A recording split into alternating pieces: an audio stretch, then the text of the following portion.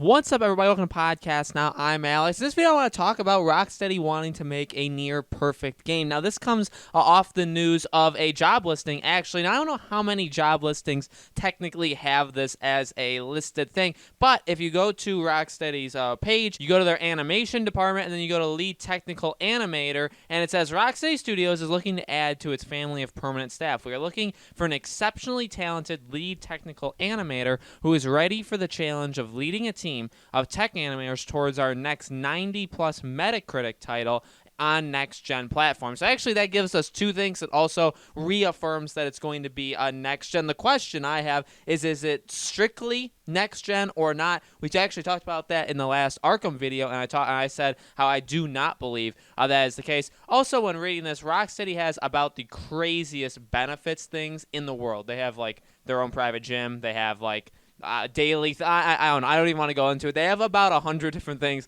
that they get. If you guys are looking for a job, Rocksteady is hiring, and they're like a perfect fit for anybody. But no, the Metacritic thing really is something, to be honest. It's something to discuss because companies do this. Not every company does. Not every game does. But you see it pop up from time to time. I've normally heard it when it comes to first-party games, some first-party games. Although, again, I have seen this happen in the past. I feel like, honestly, Rocksteady is one of those in the past that you've heard online, because a lot of times they'll give bonuses. I normally hear that when you reach a certain number on Metacritic, you get a bonus, or the company will give out a bonus. So if you get like an 85 on Metacritic, that was like a stretch goal for the company, that if their game got an 85, they would get something for that. So I mean, and that is something to keep in mind. Basically, I feel like that would be going on in the background, right? So, yes, in even the job description, it says, like, hey, we're striving for 90 plus. Like, we want this game to be absolutely amazing, if not literally a perfect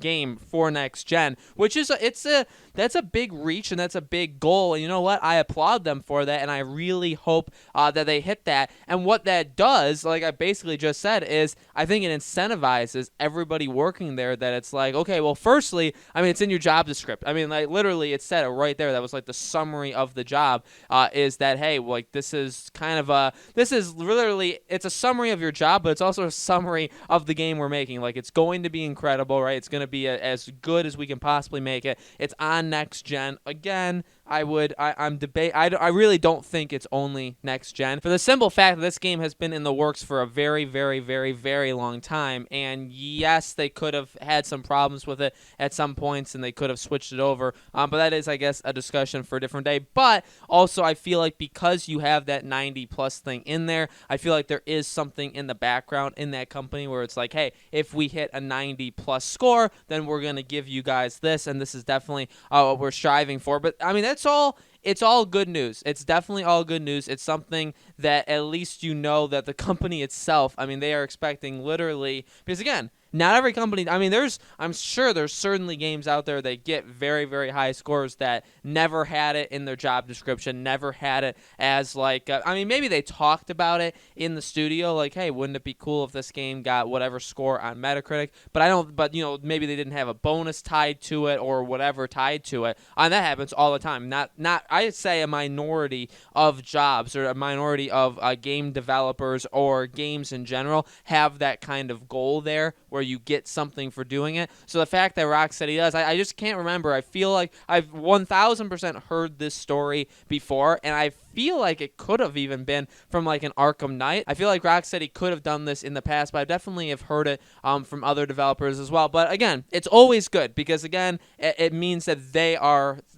like actively thinking about it as well. One thing that I've never truly understood, though, is Metacritic, it's important, I guess. I guess it's still important enough for some of these companies to do things like this, but I've never, I guess when I was maybe younger, I saw Metacritic as more of a thing, like more of something that, like, hey, I gotta check this game or movies. And definitely, I mean, I quickly learned that Metacritic is the wrong place to go for movies. I think even Rotten Tomatoes is becoming a more and more terrible place to go for movies.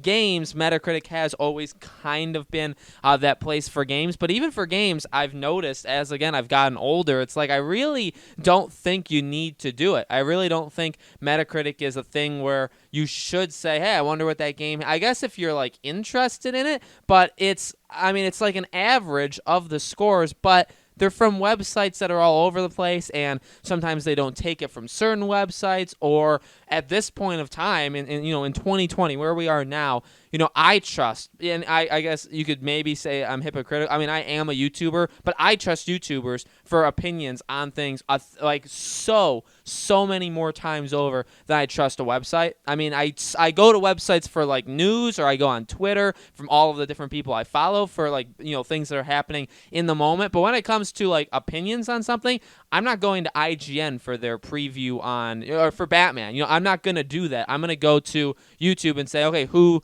has played this? And now, maybe IGN does a video on YouTube, but I'm trying to look for people that are on like the ground level that are playing this game, because they're more of like us, right? We can relate to them more. They stand for and that's what I honestly always strive to be for you guys. Like, I want to be that guy on the ground for you guys, talking about these things or asking these questions that maybe you guys have always had or have in general about anything, games, movies, whatever, and I can be that voice that maybe you guys can't if you don't have a YouTube channel, you don't have a voice on YouTube, which is fine, because not everybody does. But I just feel like, and that's part of a larger thing where it's like, I don't know if Metacritic really matters. I mean, you guys can answer that question, right? Let me know in the comments. Do you guys still go on Metacritic for your gaming review scores? I'll tell you, I do not. I mean, I'll look at them. I'll see like where a game lands. But I'm not basing my opinion on, The Outer Worlds got an 84 on Metacritic. So like, I'm definitely getting it now, because if it got an 82 on Metacritic, there is 0% chance I was getting it. Stuff like that. Because ultimately, and I don't even like giving scores in general. I just look at a game if it's good, or like if I'm going to buy it, or if I'm not going to buy it.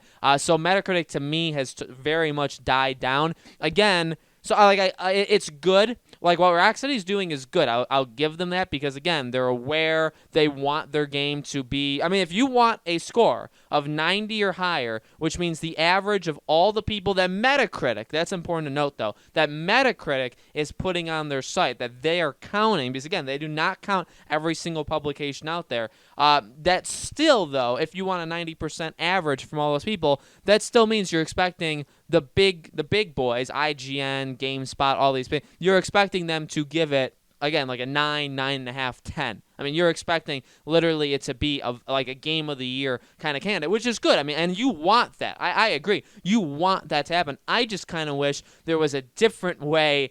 There's really no other way, I guess. You can't say like the YouTube general thought of the game, like we want it to be positive, and if it is positive, then you get a bonus. It's hard to do that, especially with how many people are on YouTube talking about something at any given time, and you can't take all of their review. Like, I understand that, I get that, but I think YouTube is more of a summation of all of people's thoughts of something. Like, I think you can go on YouTube and get a general better opinion even when Batman comes out. But I can give any example of any game or movie or literally anything, music, TV. But I think like when Batman Arkham, or when this Rocksteady game, if it's Justice League, if it's whatever, I think when it comes out, I'll bet you whatever you want, that you could go on YouTube and get a better view of how people are thinking about the game, and I would say more details as to what is good, what is bad, what needs to be improved, all that kind of stuff. I think you would get a better measure of that on YouTube versus Metacritic, where it's just going to take you to IGN Italy, IGN Australia, because like for some reason there has to be 5 different IGNs that review a game, and they all get counted in Metacritic, which doesn't make any sense. Things like that. I'm not a fan. I'm not a fan of Metacritic. I guess I would base it, but as I grew up, again, movies I quickly dropped, and then games became more of just looking at the number it got, but I never put any stock into it. I never read the reviews from these companies because I just didn't want to, right?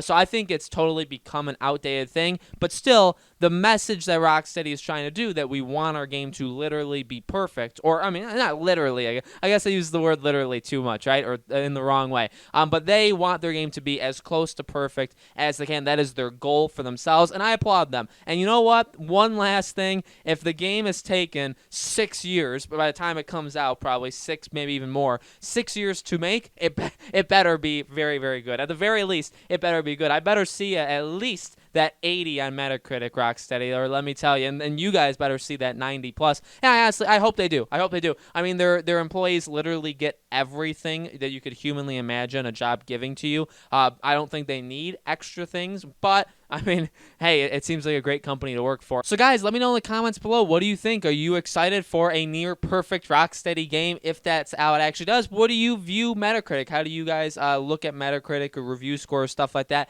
Let me know your thoughts in the comments below. Make sure you guys subscribe to our YouTube channel Podcast Now. Hit the bell icon so you guys know when these videos go up. And thank you, as always, for watching. I greatly, greatly appreciate it. And I hope to see you all on the next video.